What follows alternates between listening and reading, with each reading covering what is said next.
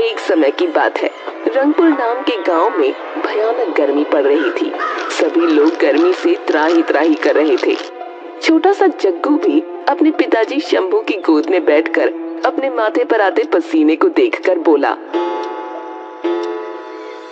आप सब लोग कहते हैं पानी की कमी हो गई है और ये देखो मेरे माथे से तो बार बार पानी बह रहा है।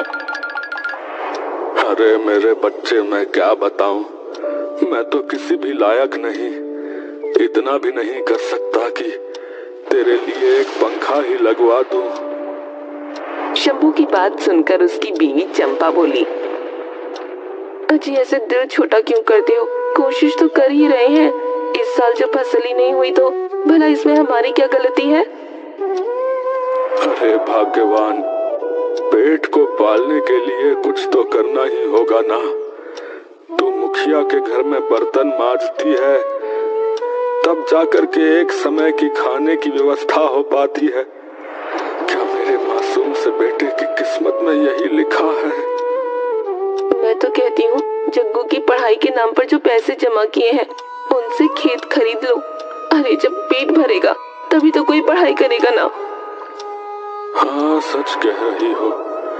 इतनी कोशिश करी कि वो पैसा बचा कर रखे, लेकिन लगता है कि अब वो पैसा निकालना ही पड़ेगा। मेरे बेटे को पढ़ाने का मेरा सपना जो है अधूरा ही रह जाएगा। वो भी अब मेरी तरह अनपढ़ ही रहेगा।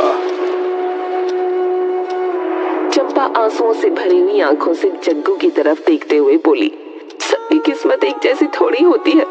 हो सकता है हमारे बेटे की किस्मत में कुछ और लिखा हो। हमें सबसे पहले सबके पेट भरने की कोशिश करनी है। अपनी बेचारी बूढ़ी माँ को देखो, एक समय का खाना खाती है, वो भी आधा पेट। वो भी तुम्हारी जिम्मेदारी है। मेरे पेट में पल रहे छोटे से बच्चे का क्या अपराध है? उसे भी तो खाने की जरूरत है। और तुम और जग्गू, सबको भूख नहीं लगती? सच कहती हो, पंखा हो ना हो कोई बात नहीं, लेकिन पेट भरना जरूरी है। इतनी मेहनत के बाद कम से कम चैन की नींद तो आएगी। चंपा की बात सुनकर शंभू जग्गू की पढ़ाई के लिए बनाए गए 10,000 रुपए लेकर एक ठेला खरीदता है। अरे जग्गू की माँ, अरे कहाँ है? अरे देख, तेरे कहने पर ठेला तो ले आया हूँ, पर अब इस साल भी अगर फसल नहीं हुई तो आखिर इस ठेले पर हम बनाकर बेचेंगे क्या? मैंने इसका हल पहले ही सोच रखा है जग्गू के बापू। भरी गर्मी में लोगों का गला तर करने के लिए हम जलजीरा बनाएंगे। लेकिन भाग्यवान, जीरे का मसाला कहाँ से मिलेगा? इसके बिना तो फिर कुछ भी नहीं हो पाएगा ना। अजी तुम चिंता क्यों करते हो? पिछली बार जब आपके दोस्त शहर से आए थे तो मैंने खन्ना जलजीरा के 6 पैकेट मंगवाए थे। बस उसी से काम शुरू करते हैं ना। हमारे ठेले पर हम ठंडा ठंडा जलजीरा बेचेंगे जो राहगीरों की प्यास बुझाएगा। अरे वाह, ये तो बढ़िया विचार है। तो फिर मैं आज से ही काम शुरू करता हूँ। आंगन में जो मटका रखा है उसको जो है साफ करके धो दे, और कुएं का ठंडा पानी मटके में भरने का काम जो है वो मैं करता हूँ।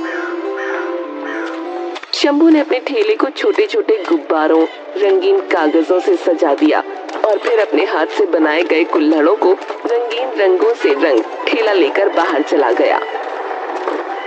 पीपल का पेड़ गांव के बस स्टॉप के पास था। शंभू ने अपना ठेला वहीं लगा लिया।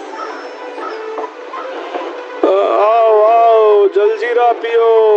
अरे आओ आओ, गर्मी से राहत दिलाए, कलेजे में ठंडक पहुंचाए।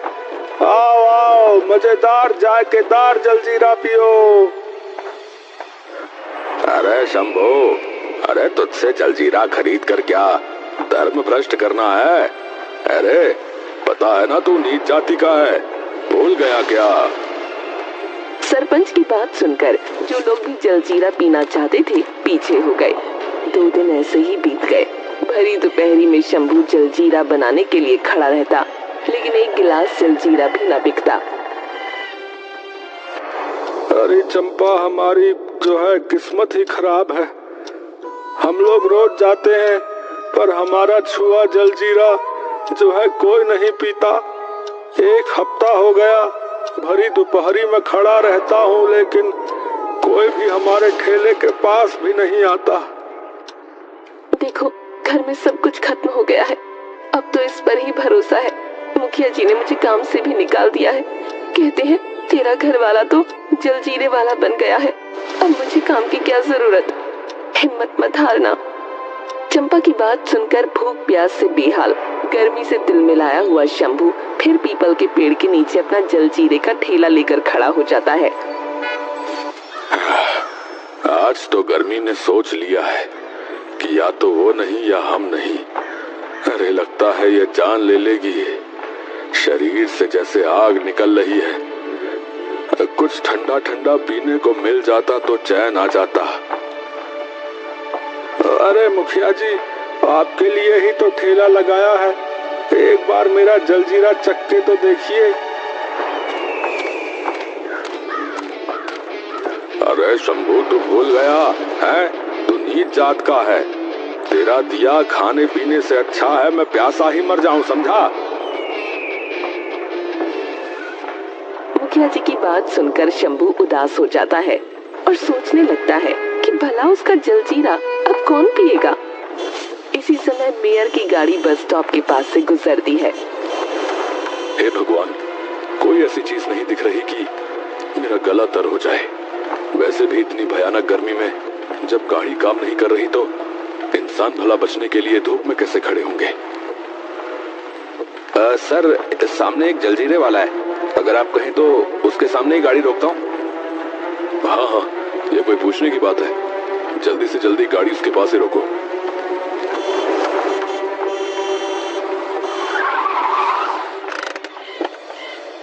अरे भाई, इस गर्मी में तो तुम भगवान नजर आ रहे हो। जरा फटाफट 2 गिलास जलजीरा तो पिलाओ।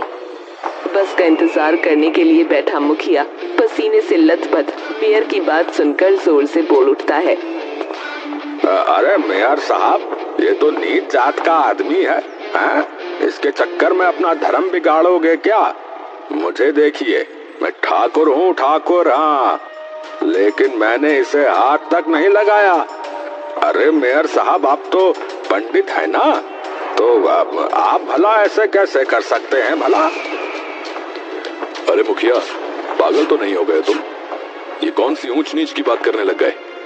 मुझे तो ये आदमी भगवान दिखाई दे रहा है। भैया, एक काम करो, तुम जल्दी से 1 गिलास जलजीरा और पिलाओ। शंभू मेयर साहब की बात सुनकर तुरंत पानी में नींबू और जलजीरे का मसाला डालकर ठंडा ठंडा जलजीरा ड्राइवर और मेयर साहब को देता है।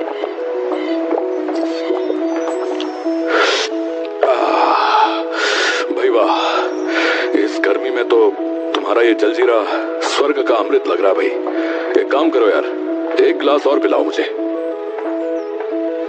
सर, बेचारा कितनी मेहनत कर रहा है। नहीं, इस भयानक गर्मी में जब सब लोग अपने घरों में छुपे बैठे हैं, ये गर्म हवा में राहगीरों की प्यास बुझाने के लिए जलजीरा बेच रहा है। शंभू ने मेयर साहब को फटाफट जलजीरा दिया। मेयर साहब को आराम से जलजीरा पीते देख मुखिया से भी रहा न गया और वो बोला, अरे ओ शंभू, ला फिर, अब तू मुझे भी पिला ही दे। जब पंडित जी मतलब मेयर साहब ने पी लिया है तो मैं भी तो देखूं कि कैसा जलजीरा बनाता है तू। शंभू ने मुखिया जी के लिए जलजीरा बनाया। मुखिया जी को जलजीरा पीते देख आगे जैसे ग्राहकों की लाइन लग गई। देखते ही देखते दोनों घड़ों का पानी खत्म हो गया और शंभू की जेब पैसों से भर गई। घर पहुंचते ही शंभू जोर से चिल्लाया, अरे चंपा, अरे कहाँ है रे। अरे ये ले पैसे पकड़। लगता है भगवान ने हमारी सुन ली। आज तो 1 गिलास भी जलजीरा का नहीं बचा रही। अरे जग्गू के बाबू, जलजीरा के पैकेट तो 2 ही बचे हैं, अब क्या होगा। क्यों ना हम अपना जलजीरा बनाएं, शुद्ध जलजीरा। बात तो सही कहते हो, लेकिन उसमें डालेंगे क्या। मैंने तो पहले कभी जलजीरा पाउडर नहीं बनाया। अरे बाबू, मेरे पास आ, मैं बोलती हूँ, जो कहती हूँ वो सब मसाले ले आ, उन्हें धो पीस के कूट ले, फिर बढ़िया सा पाउडर बना डब्बों में भर ले, हमारे बनाए जलजीरे से न तो किसी को लगेगी गर्मी, लोगों की प्यास बुझेगी और स्वाद का स्वाद आएगा। मगर अम्मा, तुम्हें जलजीरा बनाना कैसे आता है भाई? तू भूल गया क्या? तेरे पापा की जलजीरे की ही तो फैक्ट्री थी, उसमें आग लग गई, हम बर्बाद हो गए। जब मैं गांव आई थी तो तू गोदी में था। लेकिन इस समय तो कहना जलजीरा सबसे प्रसिद्ध है। अरे पगले, पहले यही खन्ना ब्रदर्स थी, वो तेरे ताऊ हैं, फैक्ट्री में 20% के हकदार थे। पर जब मुनाफा बढ़ने लगा, तेरे पापा से उन्होंने खाली कागज पर साइन करवा लिए, उन्हें मारकर फैक्ट्री में आग लगा दी। बेटा, मैं आज तक चुप थी, पर अब इंसाफ का समय आ गया है। वो उस जलजीरे को दोबारा कभी ना बना पाए जिसका मसाला पापा की फैक्ट्री में मैं बनाती थी। उन्होंने मुझे ढूंढने की बहुत कोशिश की, पर मैं तुझे लेकर इस अनजान गांव में आ गई।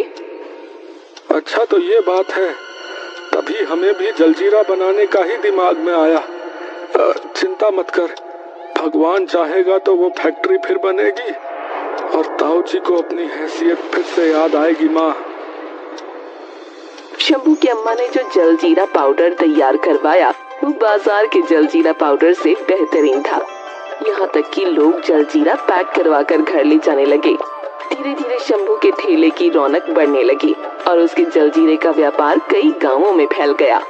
शंभू से चलने वाले लोगों ने इस व्यापार को शुरू करने की कोशिश की, पर शंभू के जलजीरा पाउडर के सामने कोई टिक न पाया।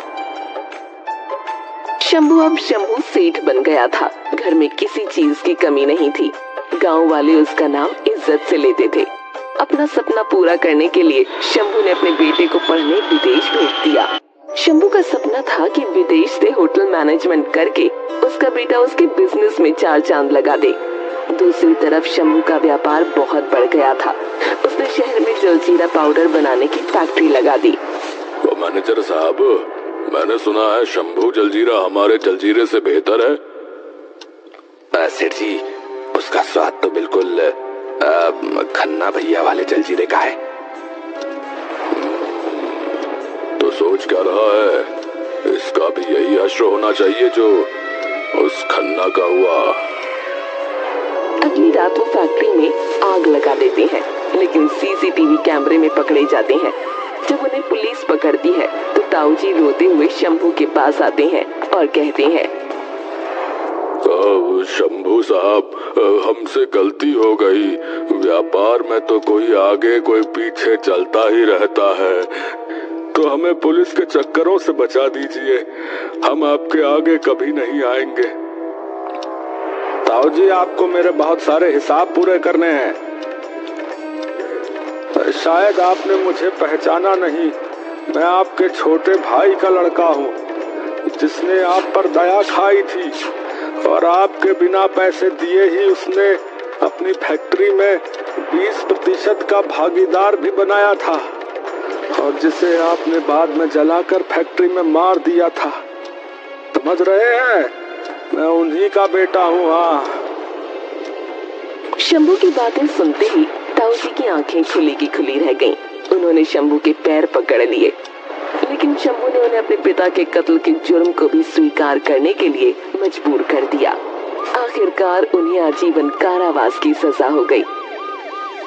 शंभू ने अपने जलजीरे का नाम दादी माँ का जलजीरा रख दिया और घर घर ये जलजीरा अपनी पहचान बनाने लगा।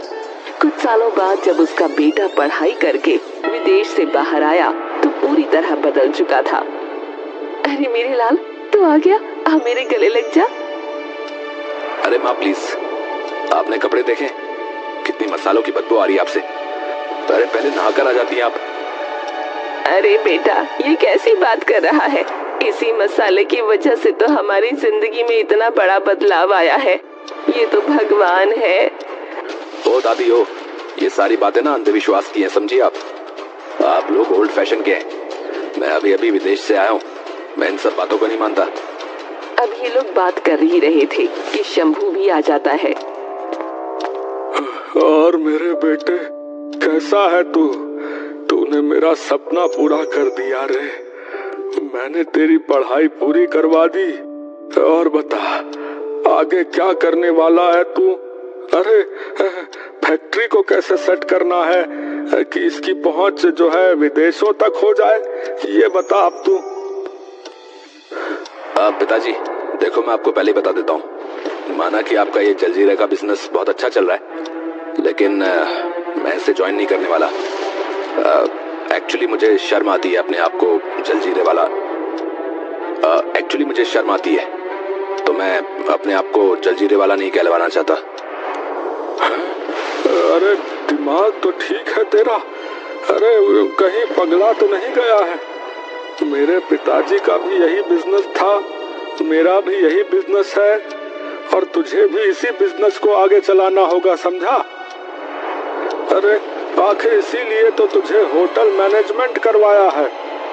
नहीं पिताजी, मैं आपको पहले ही बता रहा हूँ, मैं कुछ और ही सोच कर आया हूँ। मैं तो किसी होटल में नौकरी करूंगा, उसके बाद एक होटल खोलूंगा, और अपने जलजीरे की फैक्ट्री को आप ही चलाएं तो अच्छा होगा। जग्गू की बातें सुन शंभू उदास हो जाता है। 2 हफ्ते बीतने के बाद जग्गू शंभू से कहता है, पिताजी मैं शहर जा रहा हूँ, वहां पर मुझे नौकरी के लिए बुलावा आया है। कुछ दिन नौकरी करने के बाद आगे देखता हूँ कि मुझे क्या करना है। अरे बेटे, इतने बड़े बिजनेस का अकेला वारिस होने के बावजूद तुझे नौकरी करने की क्या जरूरत है रे? अरे अपने बिजनेस को ही बढ़ाने के बारे में क्यों नहीं सोचता? आपको कितनी बार समझाना होगा पिताजी, मैं इतना लो स्टैंडर्ड का बिजनेस नहीं कर सकता। कह तो दिया, मैं पढ़ा लिखा हूँ, आपकी तरह अनपढ़ नहीं हूँ, गवार नहीं हूँ, समझे? और हाँ याद रखिएगा, मैं दोबारा लौट कर आने वाला नहीं हूँ। आप जैसे बिना स्टैंडर्ड के अनपढ़ लोगों के साथ रहने से अच्छा है कि मैं आपसे अलग रहूं। जग्गू की बात सुनकर शंभू की आंखों में आंसू आ जाते हैं। उसके बिना कुछ बोले कुछ पैसे वो जग्गू के हाथ में रखकर वहां से चला गया। शहर पहुंचने के बाद जब जग्गू होटल में काम करने पहुंचा तो वहां सब उसके साथ वैसा ही व्यवहार कर रहे थे जैसा कि होटल कर्मचारियों के साथ किया जाता है। हाँ भाई, देखो तुम यहाँ काम सीखने आए हो, आराम से सोने नहीं, समझे?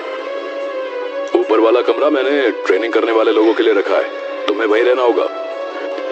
और हाँ, ठीक 9 बजे ग्राहकों की सर्विस के लिए नीचे आना होगा, समझ गए?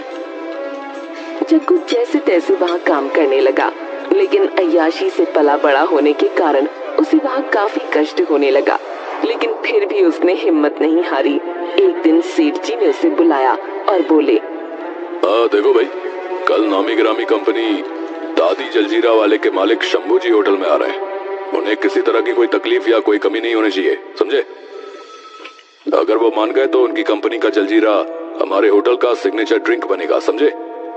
जग्गू, तुम तो विदेश से होटल मैनेजमेंट करके आए हो ना, उनकी देखभाल का काम तुम्हारा है। अगर उनको तुम्हारे काम में कोई भी कमी नजर आई तो तुम्हें तुरंत निकाल दिया जाएगा, समझे? 2 दिन बाद शंभू अपने मैनेजर और सेक्रेटरी के साथ होटल पहुंचा और ये देखकर हैरान रह गया कि जग्गू वेटर के कपड़े पहने उसके सामने खड़ा था। अपने बेटे को वेटर के रूप में देख शंभू बोला, मैं किसी भी कीमत पर इस होटल में नहीं रह सकता भाई। मैनेजर, जल्दी से जल्दी मेरी बुकिंग किसी और होटल में करो, मैं इसे इस रूप में नहीं देख सकता। आधी अधूरी बात सुनकर होटल के मालिक को जब ये पता चला कि शंभू जग्गू के कारण होटल छोड़कर जाना चाहता है तो उसने जग्गू को गुस्से में आकर नौकरी से निकाल दिया। अब जग्गू जहाँ भी काम करने जाता लोगों को ये बात पहले ही पता चल जाती कि उसके कारण इतनी बड़ी कंपनी के मालिक शंभू जी नाराज हो गए थे, तो उसे कोई अपने होटल में नहीं रखता। 2 दिन बीत गए थे, जग्गू के पेट में अनाज का एक दाना भी नहीं गया था। माँ बाप की याद उसे तड़पा रही थी, लेकिन वो ये भी नहीं भूल पा रहा था कि उसने अपने पिता को कहा था कि वो कभी वापस नहीं आएगा। एक दिन सड़क के किनारे चलते चलते भूख और प्यास से निढाल जग्गू बेहोश हो गया और जब उसे होश आया तो वो शहर के बहुत बड़े अस्पताल में था। चारों तरफ लोग उसकी सेवा में लगे हुए थे। वो सभी होटल के मालिक जिन्होंने उसके साथ बुरा व्यवहार किया था सामने खड़े थे।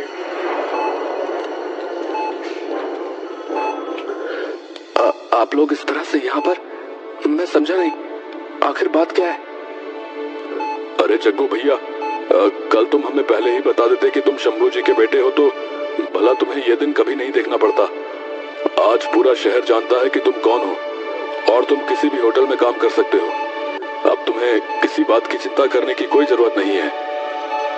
सेठ की बातें सुनकर जग्गू की आंखों में आंसू आ गए। पिताजी कहाँ हैं? तुम्हारे पिताजी, वो तो तुम्हें यहाँ एडमिट करवाकर तुरंत ही चले गए थे।